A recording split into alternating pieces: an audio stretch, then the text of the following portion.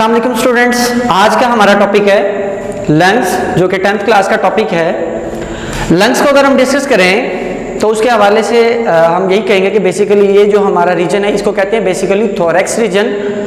Thorax region के अंदर जो खाली जगह है जो हमारी जिसके अंदर हमारे लंग्स मौजूद होते हैं उसको बेसिकली कहते हैं थोरैसिक कैविटी।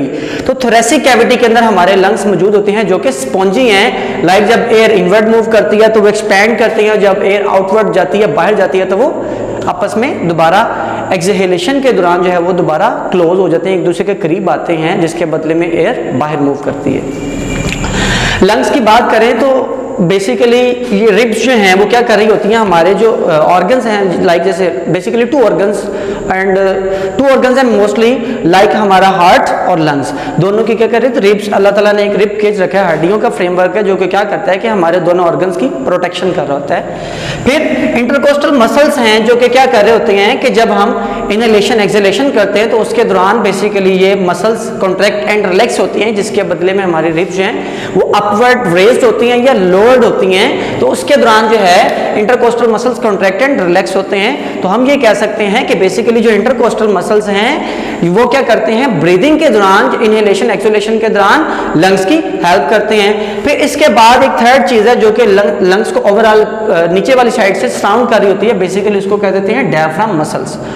अगर डायफ्राम मसल्स का मैं आपको बताऊं तो अक्सर हम लोग जो है बड़ी ईद पे कुर्बानी पे जब कोई भी जानवर जो है उसको ज़िबा करते हैं तो हम अपनी हज़रत इब्राहीम अलैहिस्सलाम की सुन्नत अदा करते हैं। तो उसके दौरान बेसिकली क्या होता है कि जब हम उसके स्टमक वगैरह को या इंटेस्टाइन्स वगैरह को रिमूव करते हैं तो ऊपर लंग्स और हार्ट में जाने से पहले एक अल्लाह ताला ने पर्दा रखा होता है जिसको हम रिमूव करते हैं, फिर उसकी तरफ मूव करते हैं। तो वो जो पर्दा है जो बेसिकली हमारे अब्डोमिनल और थोरैसिक रीजन को अलग अलग कर रहा है लोअर साइड पर, ये बेसिकली होता है डायफ्राम। ये मस्कुलर शीट है, मसल्स की बनी हुई है, ये भी क्या करती है बेसिकली हेल्प करती है during contraction and relaxation of intercostal muscles, या फिर मैं कह सकता हूं इनहेलेशन और एक्सहेलेशन के दौरान ये लंग्स की हेल्प करती है।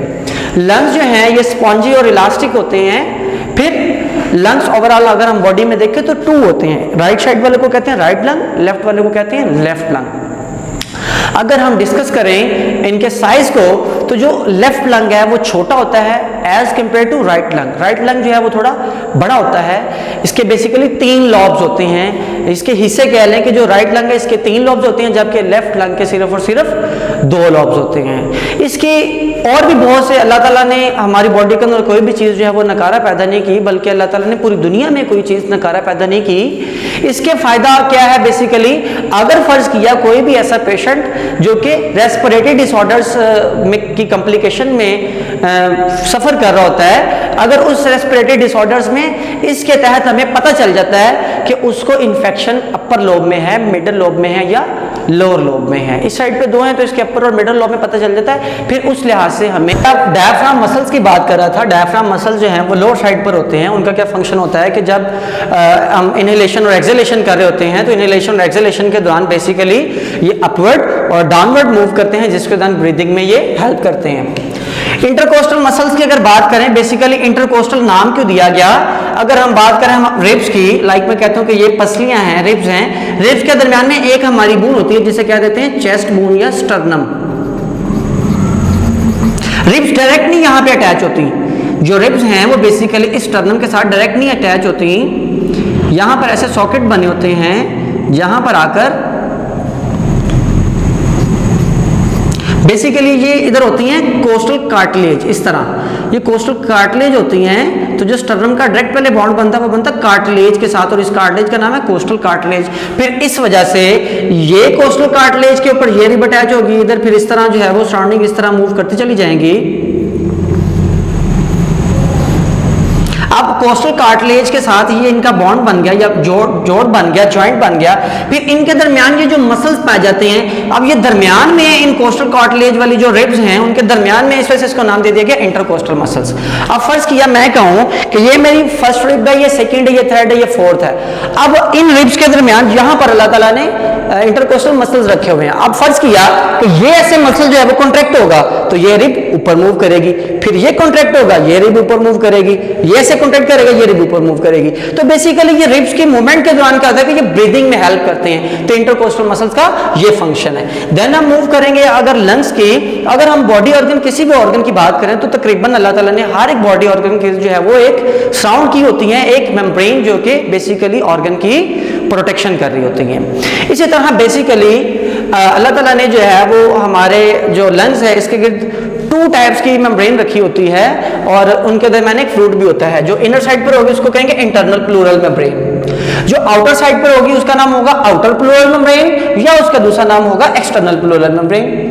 फिर इन दोनों प्लूरल मेम्ब्रेन के दरमियान में अल्लाह ताला ने जो है वो ये अगर इसको मैं थोड़ा सा लाइट कर दूं ताकि आपको जब एविडेंट हो जाए, ये जो है एक प्लूरल फ्लूइड होता है। इस प्लूरल फ्लूइड का फंक्शन क्या है बेसिकली कि जब हमारे पास इनहेलेशन एक्सहेलेशन के दौरान लंग्स खुलते हैं और थोड़े करीब आते हैं तो उसके दौरान, क्योंकि ये स्पॉन्जी हैं, जब एयर आएगी तो ये एक्सपैंड हो जाएंगे, जब एयर बाहर चले जाएगी तो ये गुब्बारे की तरह दोबारा एक दूसरे के करीब करीब आ जाएंगे। तो उसके दौरान क्या होता है कि यहाँ पर फ्रिक्शन से बचाने के लिए अल्लाह ताला ने फ्रिक्शन को प्रिवेंट करने के लिए यहाँ पर फ्लूइड होता है जो कि लंग्स के कोलैप्स होने से बचाता है। तो इस तरह जो है वो इनर और आउटर मेम्ब्रेन के दरमियान फ्लूइड है वो फ्रिक्शन से बचाता चला जाता है। ये भी मैंने जिक्र कर दिया। फिर लंग्स का ये भी बता दिया कि बेसिकली लंग्स क्या हैं, ये 2 होते हैं। जो राइट साइड का है वो ज़्यादा बड़ा होता है, लेफ्ट साइड का जो है वो कम बड़ा होता है। इसके अंदर 3 लॉब्स होते हैं, इस साइड पर 2 लॉब्स होते हैं। फिर उसकी मैंने मज़ीद अल्लाह ताला की हिकमत भी इसमें बता दी कि जो ये लॉब्स का फिर हमारी बॉडी के साथ क्या फ़ायदा है। तो लंग्स का टॉपिक हमारा कंप्लीट हुआ। आज के टॉपिक में उम्मीद करता हूँ आज का टॉपिक आपको अच्छा समझ लगा होगा। बाकी किसी भी टॉपिक के अंदर किसी भी हवाले से कोई कन्फ्यूजन हो तो आप मेरे साथ कॉन्टैक्ट करके डिस्कस कर सकते हैं। शुक्रिया।